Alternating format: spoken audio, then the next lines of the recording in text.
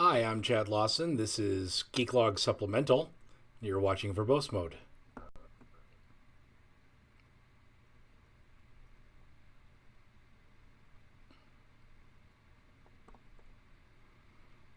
Hi, I'm Chad Lawson. This is kind of a behind-the-scenes little bonus episode of Verbose Mode. In the last episode, I was talking about the Christmas decorations that I had put up, garland that I had infused with these Neopixel strands. And this last weekend, we took down all of our Christmas decorations. Monday, they went ahead and picked everything up. I wanted to talk about what I wanted to do with the strands afterward. Now, I bought 4 of the strands. I could have very easily left the one strand with all of its and an Arduino in the box for next year, but I didn't want to leave the electronics sitting around. I wanted to be able to reuse them throughout the year. Didn't want to have, for the other 360 days, the Arduino and those pixels could have had another purpose. So what I ended up doing, I was at Target not that long ago, and they had these metallic letters. I've got one right here. Nope, that's not it. I've got this one. And what I ended up doing was buying actually 3 of them. This is the C, this is my first initial. I ended up buying R and ampersand and C, because I was looking at them in the store and the little size for the bulbs, and I'm going to go back to the shot over here.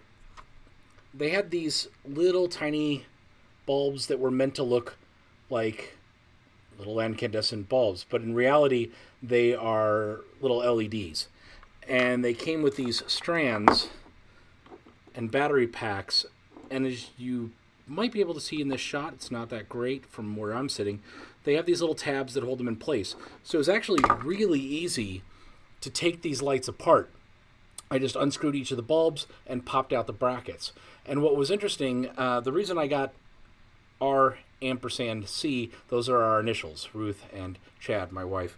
And I wanted to be able to put these LEDs inside them, the Neopixels. And looking at them in the store, they looked like they were really close in size. So I'm thinking, all right, I might have to do a little bit of drilling out with my Dremel to make it a little bit bigger, or use a nice amount of hot glue to hold the bulbs in place. But as it turns out, I got really, really lucky. Once you pop the bulbs out, the Neopixels just fit right in, and the pixels themselves have these... Let's see if I can get a good shot of this. The pixels themselves have these little indents, so they managed to snap right into place. I didn't have to do any special cutting or anything. I was able to just use the bulbs, the Neopixels, right in here without anything. Now, the only challenge then that I ran into, and this was my learning experience for this project, the R and the C went perfectly for just simply plugging them in, going along in a nice daisy chain order. But the ampersand has these 2 spots, one here and one here, where essentially 2 bulbs need to be in the same spot. And that obviously wasn't going to work. Physics dictates you can't have 2 in the same spot. And I didn't want to just simply leave one dangling in here. I wanted the count for the bulbs to be consistent. So I didn't want there to be, and I'm just making up numbers here, but 6, and then have 7 dangling in here, and then 8. On the second pass. I wanted to be able to go 6, 7. So what I ended up doing was cutting, as you can see, the ones that I have, cutting them really close, as close as I possibly could, to leave myself all the extra wire. And then I just simply spliced it together. And I'm using, the yellow that you see here is shrink tube. If you haven't encountered this, this is fantastic stuff. You go ahead and when you have two wires to splice together, you cut a small length of it, put the shrink tube over one of the wires. Then, if this is sitting over here, I've got my 2 wires I spliced together. Now I can slide the shrink tube over where the joint is made, and then apply a lighter or some other good heat source. If you really push for it and your soldering iron goes up that high, you can probably use your soldering iron to cause this to shrink and then bond. Now, the other option I could have used was electrical tape. I could have just simply wrapped some electrical tape around each of them. But in my experience, I have a lot of issue with electrical tape where over time it spools itself. The shrink tube I knew wasn't going to go anywhere, so I just went ahead and went with that. So like I said, the biggest challenge was getting everything spliced together. And then as far as the ends, I'm just using standard jumper wire. You can see from this shot that the wire that was already here for the Neopixels is white for ground, red for power, and green for data. So I just took some of my existing jumper wire that was white, red, green, and spliced it in. So I have the male ends for output, and I have female ends for input for each letter, so I can then connect each letter together. I could have gone ahead and just spliced all these together permanently, because R it's always going to go the order of R ampersand C, but I thought it'd be really nice to make things, there's a part of me that always wants to make it so they could be generic, so that I could rearrange letters and always have an input and an output. The code itself isn't all that terribly exciting. I'm just using the strand test from the Neopixel library from Adafruit. The only thing that I have changed is I've created this thing called count. I've noted that the R and the ampersand both had 15 bulbs in them. The C had 12. So as I was doing all of my different testing, I wanted to be able to light up each individual letter or groups of letter. So I just created this little definition. I called it a variable. That is incorrect. So don't jump on me, you C programmers. But I put that in here so that I could pop it in. And it just required a little testing around to see is it RGB or GRB. Luckily, the documentation told me it was 400 for this particular strand, just like I had in the old one. And all I'm doing is the strand test. I'm doing a different number of color wipes and changes. So the code itself is nothing all that terribly exciting. I just wanted to be able to do it. The other challenge, or not challenge as such, but the other fun part of this whole project,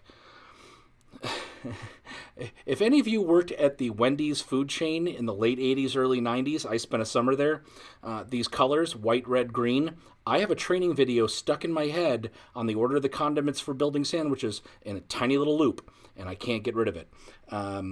So that was another little challenge, if you were, is trying to get the 80s out of my mind.